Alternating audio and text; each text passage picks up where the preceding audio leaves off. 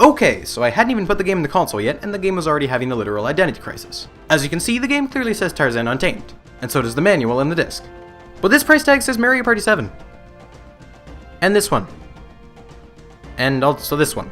It's not usually a good sign when a game actively tries to convince you that it is not in fact the game you think it is, but it's going to be reviewed because that's what I do here. And oh my god! This game is insane. To be fair, it's probably the most realistic interpretation you could have of a game about surviving in the wild. It's pretty easy to forget that you're in your living room and not actually there in the jungle. I know I did. How am I not dead? Oh my god! Why are there so many crocodiles? That is too many crocodiles! How is this bird even bullying me? This isn't physically possible. Well, fuck you too, Mr. Baboon! Lily pads don't work like that. Mom!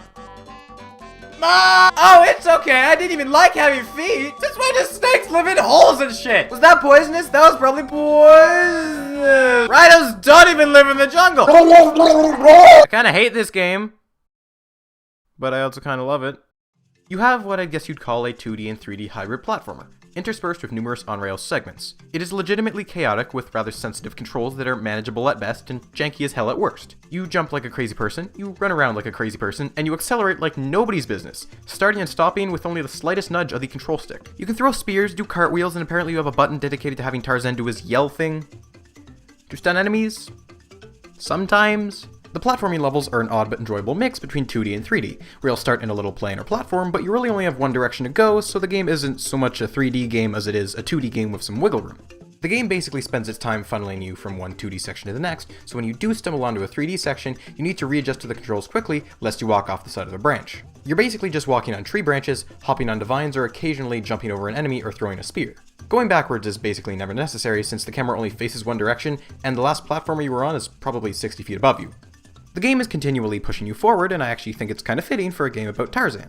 A large amount of the appeal of the movie was the wonderful fast-paced animation of Tarzan swinging from tree to tree, with no time to slow down because he's got places to be. Tarzan is untamed, and a game about him should evoke that feeling. It's a very exhilarating experience with some occasionally vast and nice-looking set pieces, for the time at least. But you don't really have a consistent conservation of momentum throughout the elements of a level, so you'll go from sliding down a branch to a vine, where sometimes you need to jump at the end of the slide to grab the vine, but other times jumping will cause you to just fall short of the branch. There were times where I just did the standard attack, and the crazy roll animation sent me flying off the side of the platform. I kinda want to compare this game to Klonoa, an excellent platformer with movement fixed in a 2D plane, while the camera shifts as the environment changes. Tarzan Untamed sorta has that, but it does what Klonoa does in a much less polished manner. I often walked off the edge of trees because it wasn't clear that I was supposed to turn a corner. At its worst, you simply will not know which direction to go. Like here, because apparently they forgot to change the climbable wall texture to something other than, well, camouflage. In the game's favor, you can revisit old jungle levels and take alternate routes, but these routes aren't exactly anything special. They just act as slight shortcuts and have additional collectibles to find. All the game's standard levels have time trial and challenge mode equivalents, so if you're the kind of person who can't get enough of time trials and high scores, then please seek help.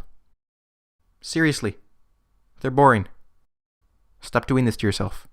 There are combat elements to the game, but they mostly comprise of getting into a canned animation with an enemy and mashing the B button until victory is achieved. Boss fights are ridiculously simple, with the only added complexity being the execution of a string of button presses after the button mashing. As you can see, holy f***! Okay, I feel like this is the only way I'm gonna be comfortable talking about this. You know, protect the children and all that. Anyway, as I was— God damn!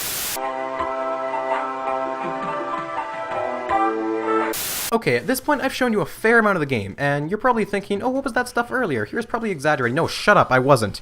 The parts I haven't shown you, they're the on-rails sections. Do you know what the on-rails sections are? No, you don't, because I haven't told you. What they are, is they are hell on Earth. And before I get to those, I'm just going to point out one thing. You hear that music? Yeah, you hear that? Most of the game's tracks consist of variations of generic jungle-themed music with a heavy, and I mean heavy, emphasis on percussion. There's nothing like an incessant drum beat to remind you that you're probably going to die soon. The on-rails sections are comprised of various sliding, water skiing, and bungee jumping levels. Playing one for the first time, especially after having just played a fairly tense but overall moderately paced platforming level, one cannot help but question their own mortality and scream like a baby. The game does not mess around. Controls are touchy and sometimes oversensitive, physics are unpredictable, and you'll rebound off obstacles like you're in a pinball machine. Bungee jumping is a breakneck obstacle course where you want to max out your speed by not smashing your head into rocks, but speeding up only makes the task harder. Rafting levels are chaotic messes that steer poorly and generally end up with me jumping the whole time, so I actually have a chance at surviving.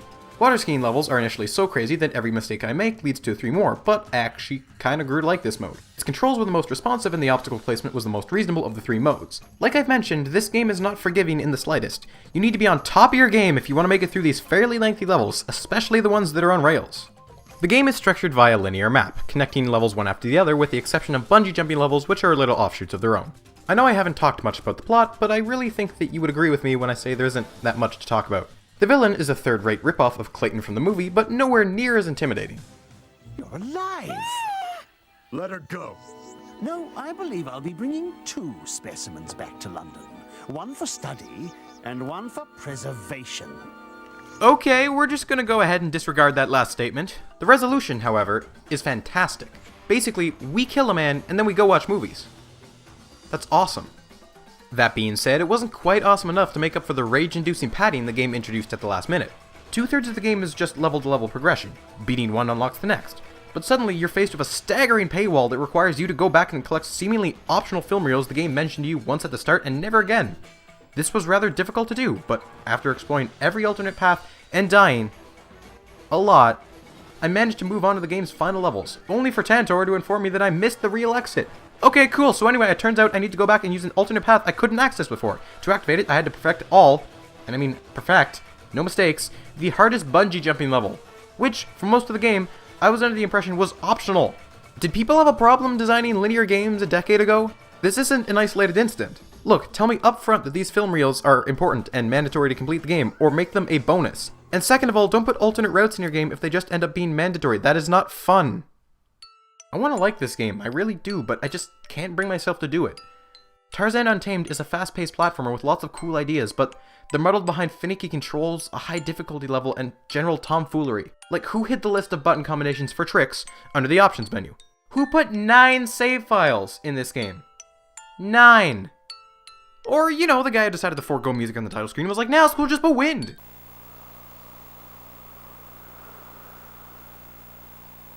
Why is it that so many licensed games turn out like this? Properties that do so much for their respective mediums and yet have games cranked out for them by teams that are either inexperienced, understaffed, on a budget, or on a time limit. I've seen what can be done, I've seen what people who love the property they're making games for can do. They get the right voice actors, they make music so perfect you'd swear it's taken right from the show. They spend hours making a walk cycle so it looks exactly like how that character would move. They fit the game to the license, not the license to the game. Licensed games have done great things in the past. They gave walking pieces of plastic a sense of humor. They made James Bond more than a movie star. They justified the existence of the Phantom Menace. Until I got Nintendo Power in 2007, the only games I bought were the ones with a recognizable character on the cover. It just so happens that the first one I ever got was kind of a lucky guess. And time again, licensed games have proven to me that they can be just as fun or just as enjoyable as anything made by a big-name game developer. So is it reasonable for me to expect that every property get an adaptation worthy of their brand? No, because that's just how the industry works. And that's okay, because if the ocean of shovelware games means anything, it's that when a licensed game gets it right, the fans of that property will let people know. And that's kind of why I love it. Finding games that would defy most people's expectations, because if there's one universal truth about licensed games, it's low expectations. And that leaves us with just one thing. Tarzan Untamed. It was so close to what it should have been, and yet so far at the same time. But every so often I would get so caught up in the insanity that is this game, I just see the potential in games like this. And for every game like this that ends up failing, I'm sure as hell going to appreciate the ones that get it right. And for that very reason, I'm glad this game exists.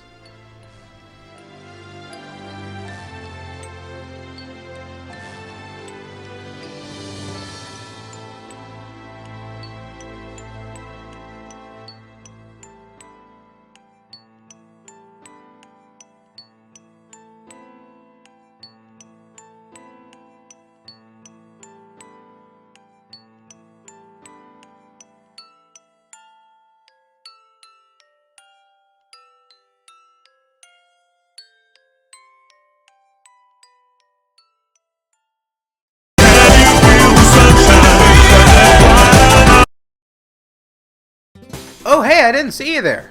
Boy, this one sure took a while, didn't it? Yes, it did. Anyway, thank you for watching. That's super cool of you. I worked really hard on this one.